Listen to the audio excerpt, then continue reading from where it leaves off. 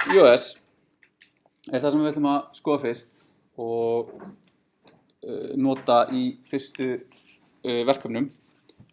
En Node.js er svona miðað við hversu útbreitt það er mjög ungt. Það var gefið fyrst út árið 2009 og það var gefið út af manni sem heitir Ryan Dahl. Hann er held ég að mig minni stærðfræðingur sem var að vinna sem forritari og datt inn í það að vera að vinna vef í einhverju remote vinnu og var að nota eitthvað Ruby og eitthvað svona og hann vildi sér búa til vef þar sem þú gast upplota skrá, stórum skrám og þú fékkst sjá progress barinn á því hversu langt upplotið var búið. Það var árið 2007 þegar hann held ég hafi byrjað þessu, mjög erfitt.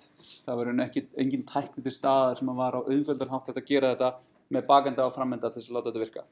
Þannig að hann fór að skoða hvað var í boði og prófaði þessi áfram með hitt og þetta. Þannig að ég hlusti einhvern tímann á viðtalið með hann sem var mjög skemmtilegt. Skrifaði þetta held ég alltaf með hann bjó í Argentínu eða eitthvað og bara svona eitthvað vagabond-prógrammir vinna sér inn hérna á einhverjum kaffihúsum og eitthvað svona. Búa til, Node.js og eitthvað. Skoðaði Haskell á einhverjum tímamóti held ég og var svona að leita að einhverju, hvað er svona eitthvað sem ég get gert þetta. Hvað svona passa við mitt mental model á því hvernig ég ætti að skrifa vefforrit og svona bakenda. Já, C, Lua, Haskell. En á sama tíma var Chrome svona up and coming, mjög svona mikið að vera þar eftir að það var svona stöðnun á þessu markaði í mörg ár út af Internet Explorer og Firefox og allir því sem hann var svona komaði sinna í vefforritinu 1 en þá open sourceaði Google V8 vélina sem túlkar og keyrir JavaScript í Chrome open sourceaði hana og hann gat tekið hana og nota JavaScript og það var náttúrulega kostur að JavaScript er mikið notað framenda og þetta var svona eitt af þessum momentum þar sem einhvern veginn allt kom saman og þetta svona einhvern veginn gekk upp, bara svona serendipitous moment þarna. Þess að Node.js er svona verkvangur eða plattform sem byggir á V8 til að smíða hröð skalaleg netforrit. Þannig að það er ekki bara hægt að skrifa einhverja vefforrit í þessu, við getum líka að skrifa vefþjóna sem gerir eitthvað allt annað en að server einhverjar vefsíður. Það geta gert vera bara einhverjir vefþjónar, vefþjónustur og alls konar. Þetta er hérna pitchið frá þeim, atburðadrifið, event-based, eins og við skoðum með það, hvernig við notum eventa í framenda JavaScripti, non-blocking, ekki blokkandi I.O. model, þegar við erum að skrifa I.O., við erum að skrifa á networkið eða lesa um networkinu eða skrifa skrá eða lesa um skrá, þá ætlum við ekki að blokka, við ætlum ekki að láta í raun forritið okkar bíða eftir því og með því að gera það ekki þá fáum við svona létt módel sem er mjög gott til þess að vera búið til runntíma forrit sem geta meðhandla mikið af gögnum og yfir jafnvel dreifð kerfi þannig að við getum verið með marga vefþjóna sem að gera og þeir geta tala saman og mikið en við getum notað Node.js er að búið til alls konar forrit, bæði bakenda sem við munum gera aðalega, en líka svona command line interface tool og vefþjónustur og já, alls konar. En Node.js er ekki forritunarmál, það notar JavaScript sem forritunarmál og þessi samlegar áhrif voru mjög stór sölupunktur í því þegar allir voru að skipta yfir í Node.js. Ég nota bara sama forritunarmáli á framöndu bakenda og það er geðvægt, við bara þurfum ekki að gera neitt. Bara ef ég læri þetta koncept hér þá getur ég nota það á báðum stöðum og þá var líka þessi full stack forritarar sem geta bæði forrita framenda og bakenda var svona stærra með þessu og voru svo mikið af svona forriturum sem að gera það í dag svona bara fyrir hádegi er ég að skrifa framenda fyrir þetta og eftir hádegi er ég að gera bakenda fyrir þetta og það er ekkert mál þar sem áður varstu með einhvern sem var sérstaklega að gera framendan og svo kom einhver bakenda forritari sem að vildi ekki snerta bara CSS er ógeðslegt og forritaði eitthvað svona gagnagrunnur, geðveikt. Ég veit ekki gagnagrunnur er ógeðslegur og CSS er frábært. En þannig að núna er þetta svona, þetta er mjög svona fljótandi. Og svona í vefforritinu í dag er þetta yfirleitt svona, maður á að geta gert bæði framenda og bakenda. En nota samt ekki sama keisluumhverfið, þó svo að það gæti í raun bæði keyrt JavaScript á V8 þegar ég opna vefinn í Chrome og hann notar Node.js bakenda, en annars ekki sama.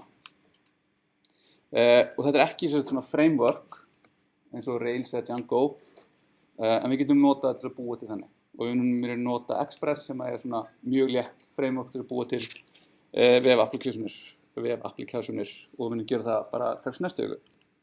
En V8 sem sagt open source JavaScript vél og hún skrifið í C++, útfærir stóran part af ECMAScript 6 2015 og með svona alls konar trikk til þess að keyra JavaScript hratt.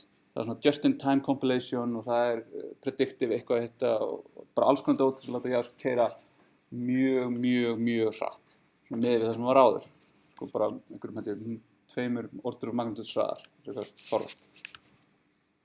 En svo að Node.js beislar þennan kraft með því að búa til eitthvað svona lag sem tengir V8 og býr til eitthvað API sem við síðan notum til að skrifa þessi forrit okkar. Og kjarnin í Node.js, svona þessi core module sem eru í Node.js, reynir að vera einfaldur og gefur okkur aðgang að einhverjum svona aðgerðum til að lesa skrár, lesa úr networkinu, gera eitthvað í stýrikerfinu og einhverja aðra hluti. En svo í rauninni bara svona hands-off. Þannig að ólíkt til dæmis Python, sem svona batteries included mál, þar sem við setjum upp Python og við erum með frekar stórt og mikið standard library sem að leyfir okkur að gera alls konar hluti, þá Node.js á hinum enda spektrumsins.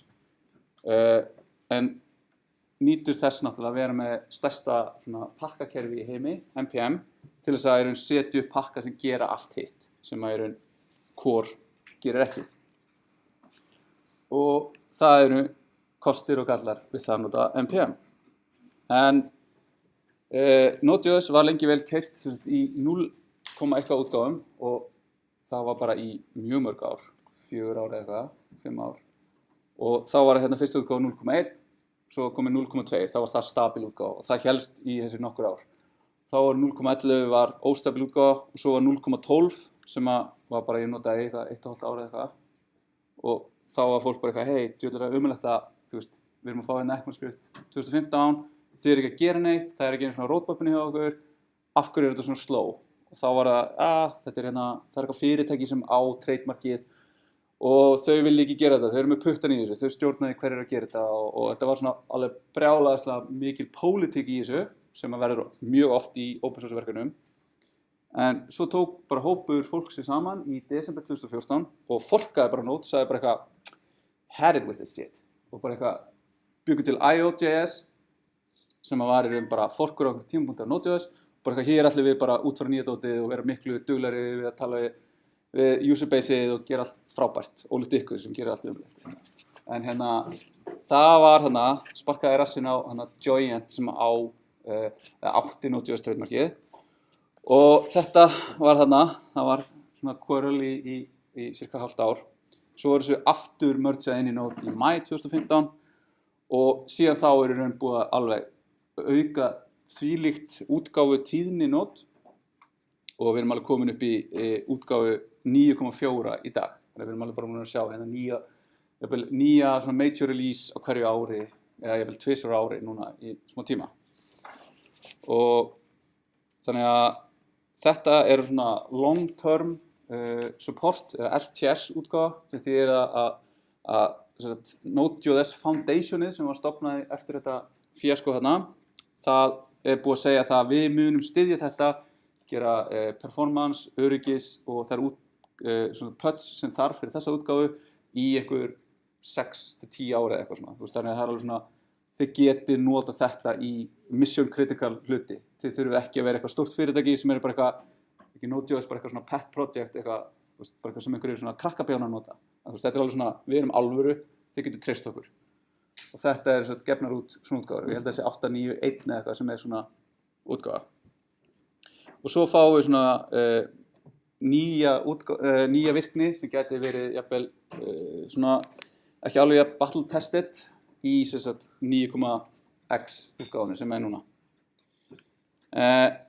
En nýjustu útgáfunir á Node eru komna með eitthvað 99,99+ 100% stuðning við ECMAScript 6, þannig að við getum í raun nota allt þetta nýja skemmtilega sem við hérna í JavaScript án þess að þurfa að vera að transpæla á servernum. Þannig að við munum hvernig Babel virkar, við erum alltaf að taka einhvern nýjan kóðan, transpælunum úr JavaScript yfir í JavaScript, úr ECMAScript 6 yfir í ECMAScript 5 með einhverju skrefi sem vesen og brotnar og leiðilegt. En við getum gert þetta alltaf á servernum án þess að transpæla. En svo náttúrulega það er ný virkni að koma með þá ECMAScript 2016 Plus eða 2017 eða ECMAScript Next og við getum sett upp Babel og transpæla líka á servernum til þess að fá í raun aðgang að þessari virkni.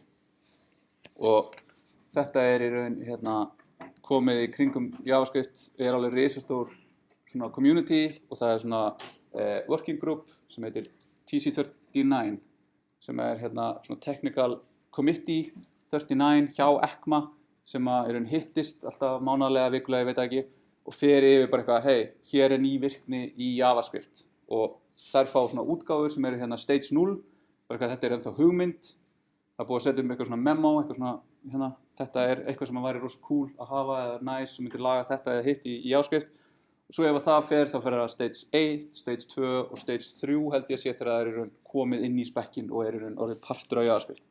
Og það eru mismunandi tímapunktum sem Babel fer að styðja. Þið getið fengið stage 0 stuðning við eitthvað sem er bara svona hugmynd ennþá og farið að nota í dag og það er svona, getur verið góð hugmynd, getur verið afskaplega slæm hugmynd. En allavega við getum svo sett upp Node, þið hafið allt gert það og NPM fylgir með. Síðan þegar við erum í umhverfið svo þessu, þar sem er margar útgáfur sem komið frekar ört út og við erum hugsanlega með einhverja útgáfu sem keyrir hérna í 5, Node 5 eða eitthvað og hugsanlega getum við ekki uppfært hana af einhverjum ástæðum fyrir seinna, þá getum við sótt tól til að geta keyrt margar útgáfur af Node 1 og fyrir Mac og Linux er það NVFM eða NVFM Windows fyrir Windows, þar sem NVFM stendur fyrir Node Version Manager og þá ef við skoðum hérna eins og hérna, er ég með NVFM, þá er eitthvað hérna NVFM list, þá er ég með þessar útgáfur af Node installar á minni vél og ég er að nota hérna 9.2 og svo get ég gert NVFM install 9.4.0 og ég held að það sé, þannig núna er hún að sækja hana og setja hana upp og ég get síðan gert hana default útgáfuna hjá mér. Svo getum við tilgreint í package.json hvaða útgáfur af Node við erum að nota. Þá getum við notað þennan engines lykil í package.json til þess að segja til að ég vil nota stærri en jafnt og 8, minni en 10. Það sem við segjum hérna, ok, 8 er solid útgáfa, 9 er núverandi, en við vitum ekki hvað gerist í 10. Þannig að fyrir svona stærri verkefni þá er ég alltaf fann að setja þetta inn af því að ég hef lent í því að nota Heroku og ef þú skilgreinir ekki engines og deployar einhverju Heroku þá notar Heroku bara nýjust útgáfu af Node og þá var eitthvað brotið þegar hún kom út nóttina og ég mætti í vinnuna og þá var eitthvað brotið þegar ný útgáfa.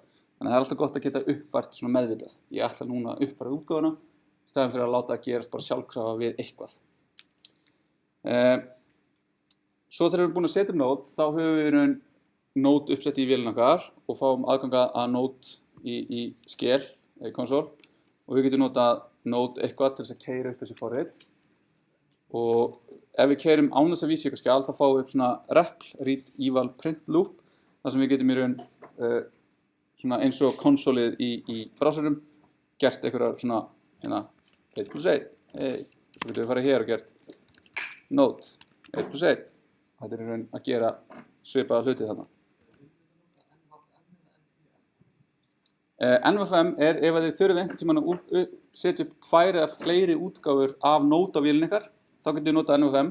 Þið þurfið þess ekki núna, en það er mjög fljótt að koma upp þessi þörf þegar maður er að vinna í einhverju verkefnum. En við notum NPM síðan til að setja upp pakka í Node. Já, við notum NPM, en NVFM er bara auka dót sem við þurfum ekki að spá í. Þurfum ekki að spá sérstaklega í.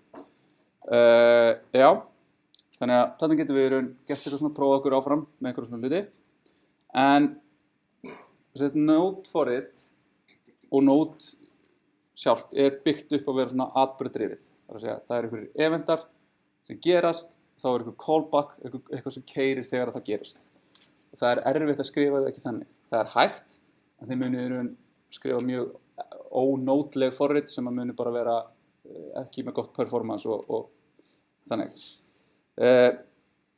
Þannig að alltaf þegar við erum að gera eitthvað sem tekur tíma, þá allt sem tekur tíma allt sem gerist ekki bara í minni, eins og að leggja saman einhverja tölur eða ítrykka eitthvað fylki. Ef við þurfum að lesa eitthvað á skjala disk, skrifa á disk, bíða eftir því einhverju netsamskiptum, þá viljum við alltaf gera þetta svona callback-drifið eða svona atburðardrifið.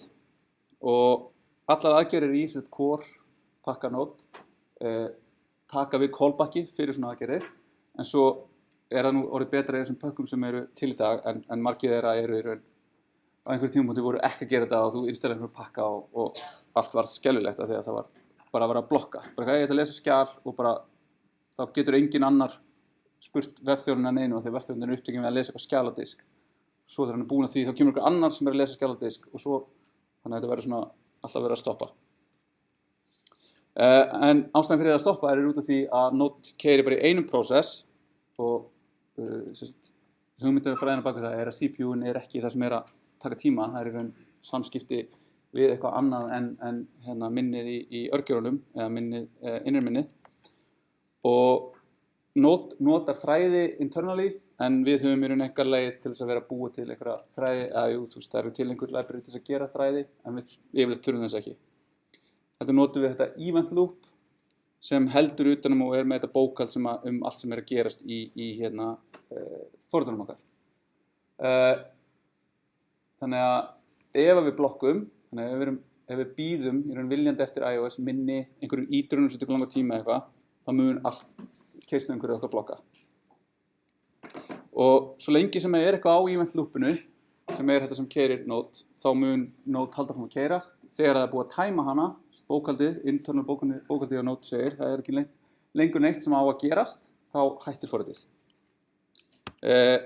Og libuv útfærslan á þessari event loopu. Gar.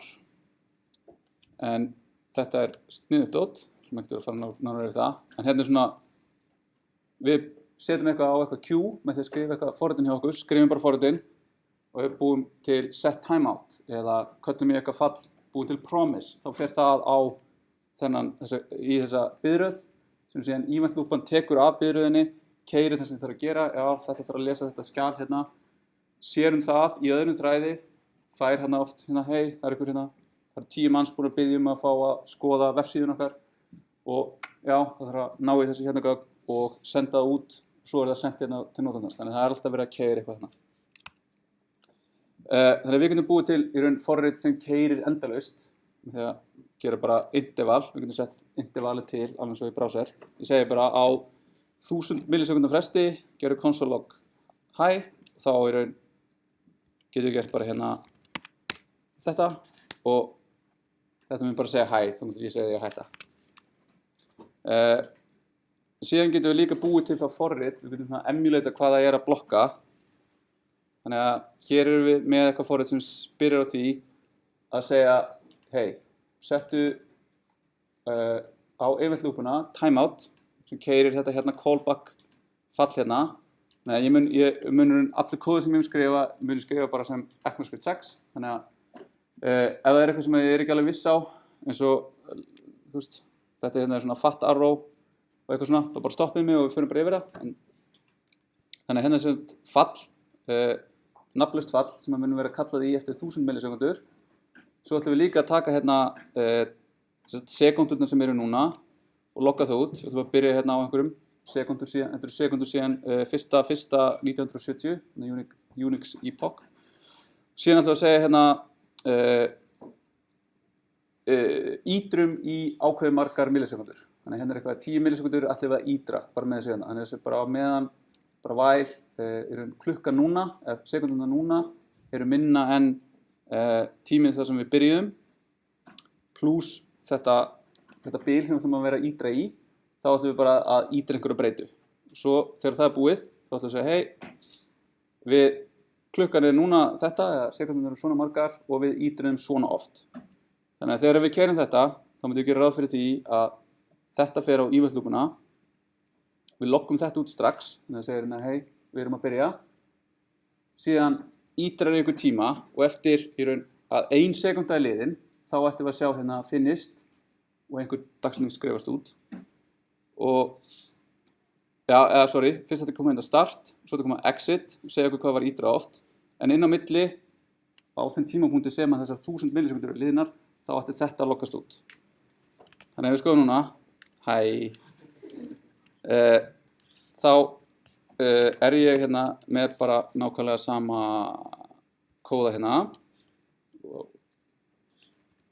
og ég er að nota núna Visual Studio Code af því að Atom byrjaði bara að vera asni við mig og vera bara alltaf get slow saman þegar ég installaði og fjarlæði öll hérna plugin og eitthvað svona. En Visual Studio Code byggður á Visual Studio frá Microsoft, frábær ridill, mæli með honum og ég ætla að nota hann. Hérna er þessi kóðabútur og núna gerum við hérna node block, þannig að þá kemur hérna start 16.11.17, exit 16.11.18 og þetta voru 30.000 ítranir sem voru keyrðar á þessari sekundu og síðan hérna seinna eftir þetta þá kom þetta finished skilaboð. Þannig að ef við breytum þessu núna og setjum þetta hérna í að keyra í 1,5 sekundu, að iterata ítra í 1,5 sekundu, þá er spurning sko, hvað gerist við þetta hér? Af því að þetta hérna mun ekki sleppa tökum af event loopunni svo lengi sem að þessi kóði er ennþá að keyra. Þannig við erum munum bara keyra þennan og stoppa allar aðrar keyslur á meðan. Þannig að þá keyrum við hér og þá kemur hérna á sama tíma kom bæði þessi finished og þetta exit 1,5 sekundu eftir að við byrjuðum forritið. Þannig að þarna vorum við að blokka á meðan. Það var ekkert annað á event loopinu sem gat í raun klárað á meðan við vorum að gera þetta. Þetta er náttúrulega svona, þetta er eiginlega bara eins og að setja while true inn í forrit, það mun brotna. En þetta getur svona skipt máli ef við erum með til dæmis, ef við ætlum að lesa skrá og notum ekki asynchronous aðgerðir til þess, þá munum við blokka á meðan við lesum skrána. Það er alltaf í lagi ef skráin okkar er 1 kilobæti, en ef við erum að fara að lesa inn 20 megabæta skrá, þá getur það tekið allt undir alltaf kannski 500 millisekundum, þá getur forritið okkur ekki gert neitt annað í 500 millisekundur. Ekki svara neinum öðrum fyrirspurnum og hérna, það verður fljótt að skala ekki. Þannig að það virkar kannski með 1 notendur, 2 notendur, 3. notendinn fyrir hægagangi, 10. notendinn þá bara kerfið bara virkar ekki.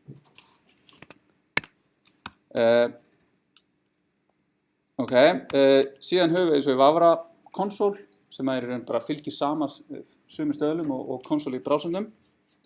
Þannig við getum gert halló heimur nema hérna console error skrifa sérst í standard error á meðan console log info og hit skrifar í standard out.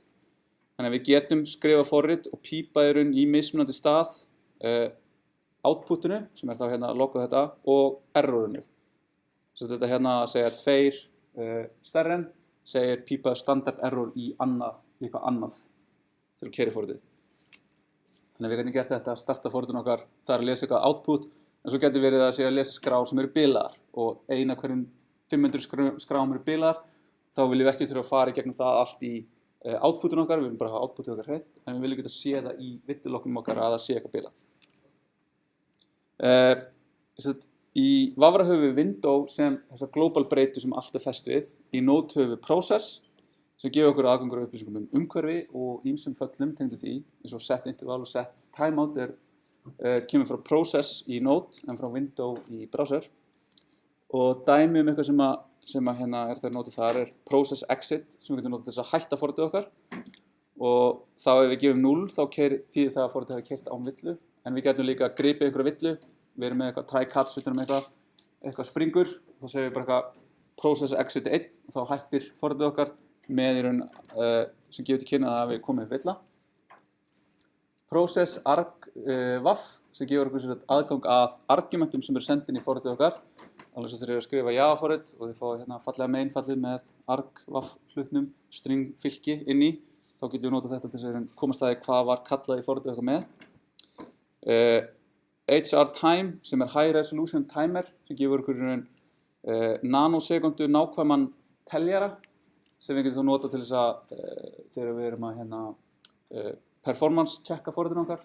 Getum séð hversu lengi erum við að keyra þetta fall, hversu lengi erum við að ná í þetta í gagnagrunninn, hversu lengi erum við að gera þetta vestþjónustukall, og þetta getur verið mjög gott þegar við förum að debugga það, af hverju forritið okkar hægt, og við munum gera það á einhvern tímapunkti.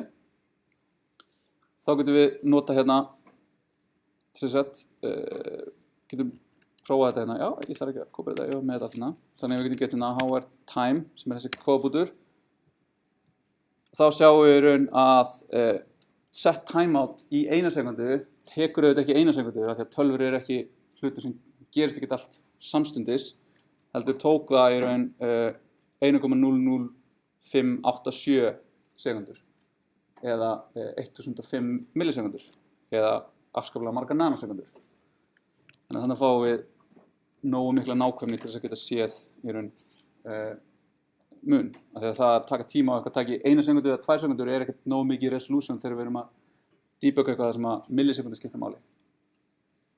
Við getum hérna nota debugger eins og við getum nota debuggerinn í Chrome. Þá getum við nota debugger í Node með því að setja debugger statement í forritinu okkar eða keyrt með Node debug. Það var svona GDB viðmót sem að margir fíla. Ég hef aldrei nefnt að læra. En í Visual Studio Code mjög auðvelt að í raun debugga forrit. Þannig að hérna get ég verið með þetta forrit. Ég get sett bara hérna breakpunktur hér, alveg eins og við settum í Vavra. Svo get ég bara sett debug, start debugging og þá í raun fæ ég bara hérna debuggar og get haldið hérna yfir og séð þetta breytan. Ég ætla núna að steppa yfir hérna og steppa inn í eitthvað fall, steppum inn í console log, þá förum við bara í eitthvað global hlut hérna, steppum út úr þessu og leiðum þessu klárast. Og þá fáum við hérna í debug console hvað var að gerast og þetta var fínt. Og það sem gerist þegar ég kerði þetta í fyrsta skipti að við fáum svona launch.json sem segir til hérna bara eitthvað, þetta Node og ég ætla að launcha prógraminu og prógraminu sem ég ætla að launcha á bara að vera fæli sem ég að vinna í. Hérna getum við breytt og við getum gert svona alls konar til að fá aðrar upplýsingar inn í forritið okkar. Þannig að þetta svona ein leið til þess að keyra forritinu okkar með debugger, svo munum við skoða hvernig að keyra forritinu okkar með einhverjum testumhverfi sem að gerir.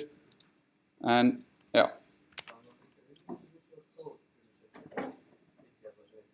Nei, þú getur bara downloada Visual Studio Code, opna Node forrit, installa Node, ítt á F5 og þú fær debugger. Já, þetta á bara að virka úr bóksinu. JavaScript sem forritunarmál hefur ekki neina leið til að vinna með binary gögn, þannig að við fáum Node skilgreini buffer sem gildi sem í raun bara fylki af binary gögnum. Þannig að við fáum bara það fylki af einhverjum strengjum, tölum bara, sem eru bara binary gildi fyrir þetta. Þannig að við getum unnið með binary gögn og myndir og svona. Og þegar við erum að breyta á milli buffer og strengjar, þá þurfum við að kalla í toString á bufferinn og gefa upp í raun encodunina á strengnum. Og default það alltaf UTF-8, en svo getum við gert í raun með öðrum encodunum. Þannig að þá gerum við svona og þá breytum við buffer yfir í streng.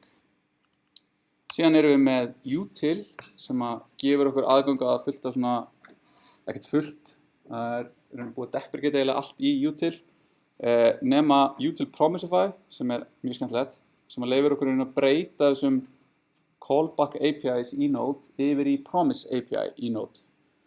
Áður fyrir þurftum alltaf að vera að sækja ykkur sér pakka eins og Bluebird eða eitthvað svona sem var til. En núna þetta bara innbyggt inn í Node. Og sem áhugavert af því að fyrstu útgáfunir af Node, þar var allt promise-based, en það var of nýmóðins, fólk skildi það ekki og þoldi það ekki, þannig að það var farið yfir í callback-struktúrin og svo núna að elska þetta promises.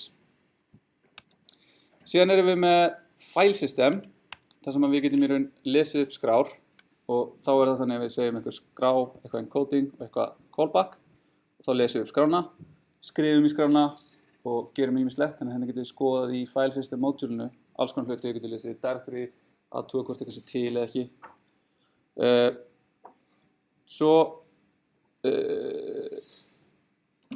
Þannig að hérna eins og ég er búinn að segja, þetta async IO, að við erum að nota í raun þessi callback til að gera eitthvað með hann.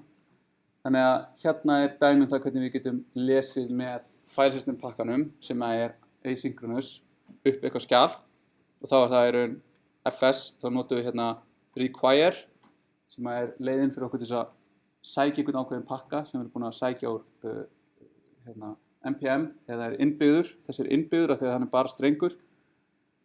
Nei, hann er innbyggður bara því að FS er innbyggt, en ef við sækjum einhvern pakka þá setjum við pakkanafni hér. Ef við búum til okkar einn módjúl þá notum við þá resolvum við það út frá því sem hvar við erum í skráarkerfinu, við skoðum það seinna.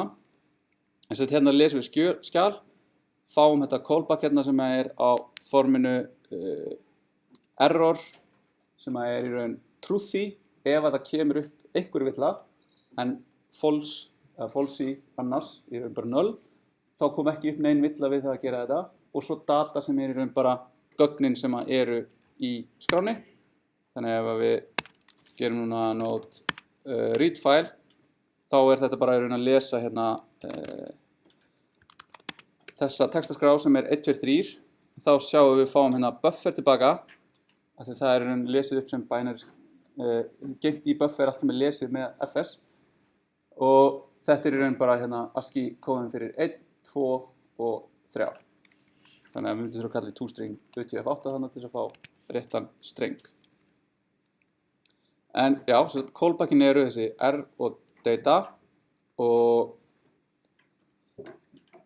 þannig gerum við nýtum við event loopuna til að gera þessar hluti sem taka tíma. Við byggjum eitthvað, gefum callback og notum callbackið síðan þegar við erum til að keyra kóðan okkar þegar það er búið að gera hluti sem tekur tíma. Þannig að alveg eins og þegar við erum að skrifa JavaScript sem er að nota eventa í browser, þá þurfum við að hugsa ólínulega flæðið í forritunum okkar í Node. Þannig að við erum ekki bara að keyra forritunum okkar frá línu 1 í línu n, línu fyrir línu. Við erum að fara fram og tilbaka eftir í hvernig við struktúrum forritið okkar. Þannig að hérna er eitthvað sem virkar, af því þetta er í raun ekki að nota neitt asynchronous state, þannig að við erum hérna með einhverja tölu, við bætum við hana einum og loggum hana út, þá loggast bara út 2. En ef við ætlum að lesa töluna upp úr skjali sem inniheldur töluna 1 og inkrementa hana upp í 2, þá myndi þetta ekki virka, því að þá myndum við keyra þessa línu hérna, skilgreinum num sem undefined, lesum, köllum hérna í add1 sem að les þetta upp og við höldum hérna að num muni breyta þessu hérna gildi, global gildinu hérna num, yfir í innihaldið í skráni og við munum logga út það hér. Það mun ekki gerast út af því að þetta keyrir bara add1, þetta hérna fer á event loopuna, þetta hérna er ennþá á event loopunni það að lesa inn þetta hérna skjal og það loggar út num sem er það bara undefined frá því hér. Þannig að increment þá fáum við bara undefined hér.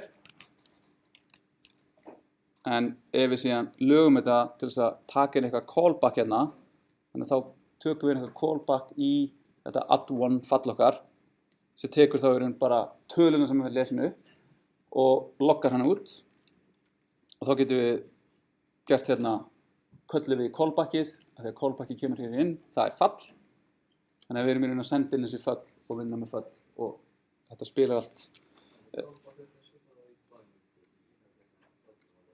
eins og return. Nei, callbackin virka þannig að þú sendir inn fallið sem á að keyra þegar eitthvað ákveðið er búið. Þegar það er búið að lesa upp skjalið number.txt og það tekur eitthvað tíma fyrir stýrikerfið að leyfa þær að fá aðgang að skjalinu, lesa þau. Svo fáum við það inn, þá fáum við efnið úr því og við keyrum hérna parsint og svo köllum við callbackið sem er í raun það sem við vildum gera við gögnin.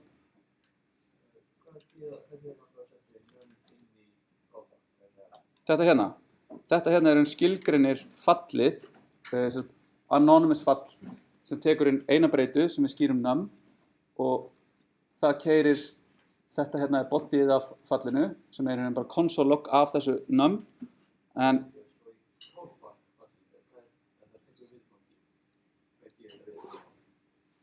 í þessu hérna falli, add1. Já, þannig að það kallar í callback, í raun callback verður í þessu hérna tilfelli þetta fall hér, þannig að það mun í raun kalla í þetta fall. Þetta er eins og þegar við gerðum hérna add event listener í VF, þá segir við add event listener eitthvað fall og svo í raun fær það fall inn til dæmis sem er eventurinn sem að gerðist. En hérna segir við bara, hérna sendir það bara num, já. Þannig að þá verður það, í þessu tilfelli verður það 2, af því að í number.txt erum við með 1 pluss 1 eru 2, og þá fyrir það hérna 2, þannig að við lokum út 2. Þannig að það fóðum við nú 2. Svo er þetta hugtak callback hell, er þegar við erum búin að gera þetta mjög oft, sem sagt, að draga hérna inn, búa til fall sem les skjal, sem þarf síðan að lesa annað skjal út frá því hvað það las úr fyrsta skjalinu, svo þarf að skrifa í skjal og svo þarf að láta eitthvað vita. Þannig að þá er þetta farið að verða hægt og rólega svona, fyrir þetta mjög langt til hægri og kóðunum verður mjög djúpur. Þannig að hérna er callback hell, kóði er oft svona, sem endar á einhverju rosa mörgum svíi lokast. Þetta verður verðan í Lisp, en hérna, og verður afskaplega erfitt að hugsa þetta verður svo ruglandi að horfa á þetta. Við getum forðast það með að nota ekki svona nafnlaus föll. Þetta er bara að gefa föllunum okkar nafn og færa þau bara upp í global scope, bara kalla hérna eitthvað, hey, function, log num, þá erum við ekki að hérna, senda alltaf fall, inn í fall. Við getum bara ákveðið það að halda kóðunum grunnum með því að bara smíða hana öðruvísi. Þá þurfum við náttúrulega að passa bara upp á hvernig við erum að forrita. Við getum skipt kóðunum ykkur upp í módula. Við getum nota promises og svo þegar maður er búin að nota promises þá getum maður að fara að nota síðan async og await. En promises er hérna leið til þess að vinna með svona asynchronous kóða sem við skoðum örlítið í Web Fortran 1 en er í raun svona leiðin sem flestir er að nota. Og með þessu util promisify þá getum við breytt þessum öllum callback API-um í hérna, promise API sem er mega nice. En þannig að þá virkar það svona, við köllum í util promisify á fs read file sem breytir þessu callback API sem við notum áðan yfir promise API og þá getum við gert read file async sem er þá þetta hérna í raun endurbundna fall, Node er bara búið að vinna þetta og gera það sem þarf til þess að þetta virki og getum kallaði read file async sem skila promise og þá getum við sagt then sem er hvað gerist þegar það er búið að uppfylla þetta promise þegar promise er monad eða stendur fyrir gildi sem að mun á einhverjum tímapunkti resolva og hérna fá gildið úr aðgerðinu sem við báðum. Þannig að þetta er í raun á þeim tímapunkti sem við köllum í þetta hér þá fáum við tilbaka promise sem segir á einhverjum tímapunkti mun ég lesa þetta skjal og láta þið fá innihald úr skjalinu en þangað til er þetta loforðið það að þetta mun einhvern tíma gerast og við getum tekið þetta promise og senda það inn í önnur föll og við getum bundið við það then sem er í raun það sem að keyrir þegar það er búið að uppfylla þetta loforð og þá viljum við bara logga út gögnin eða við getum lent í því að það er skráin er ekki til og þá fáum við villu og þá notum við hérna cuts til þess að logga það út. Og síðan frá og með útgáfu 7.6 af Node höfum við aðgang að async og await sem að kemur frá C# og er önnur leið sem vinnur með asynchronous kóða en þá er þetta lykilorð sem við setjum fyrir framan promisein okkar til þess að í raun segja bara eitthvað hey, þetta er promise og ég veit að þetta er promise og þetta mun taka ykkur tíma en þú mátt í raun hætta að keyra forritið mitt á meðan og gera eitthvað annað þegar þú ert búinn í raun að uppfylla þetta promise þá ætlum bara að þú haldir áfram frá þeirri línu sem við vorum í áður þannig að við getum í raun skrifað svona procedural kóða þar sem við horfum bara á kóðan okkar frá línu 1 og liður í línu n með í raun async föllum þannig að þá verður forritinu okkar allir bara miklu skiljanlegri út af því að við notum þetta Þannig að þá notum við await til að bíða eftir promisum en öll föll sem að nota await þurfum við að merkja með async til að segja að þau í raun munu bíða eftir, þau munu gera eitthvað asynchronous og þá gerir Node eitthvað. Þetta svona syntactical sugar, þetta svona sykur sem að gera það auðveldara fyrir okkur að forrita, en í grunninn munum þetta alltaf nota í raun callbacks og event-lúpuna og við getum gert kóða sem verður miklu grunnri og læslegri. Og þegar við erum með villumeðhöndlun, þá getum við bara nota try-cuts í staðan fyrir að vera með cuts. Þannig að við erum bara að skrifa rosalega fínan kóða. En það sem þessi async-föll gera, sem þegar við erum búin að merkja það með async, er að þau skila promisi, þannig að við þurfum alltaf að grípa ysta fallið sem með async, af því annars gætum við farið að missa af einhverjum villum.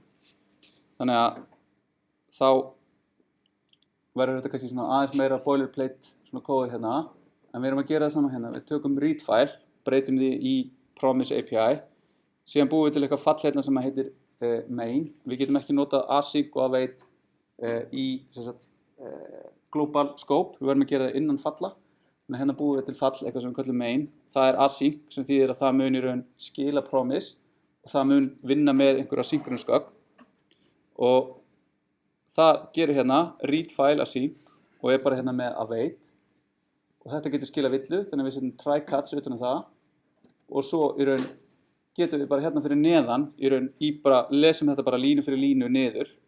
Það er ekkert callback sem við þurfum að spá í af því að, eða einhver promise meðhöndlun af því að við erum með await hér. En síðan í raun, ef eitthvað kemur upp á, þá þurfum við samt að vera með cuts hérna á seinasta til þess að grípa villur sem eru ekki gripnar innan try cutsins hér, eins og til þess að við myndum skrifa eitthvað villust hérna. Þá myndi það ekki vera gripið hér og við myndum fá bara unhandled villu. Ok, svo var eitthvað smá NPM. En NPM höfum við notað og við getum installað alveg helling af pökkum með því og NPM vex hraðast af öllum öðrum pakkakerfum sem gott slæmt.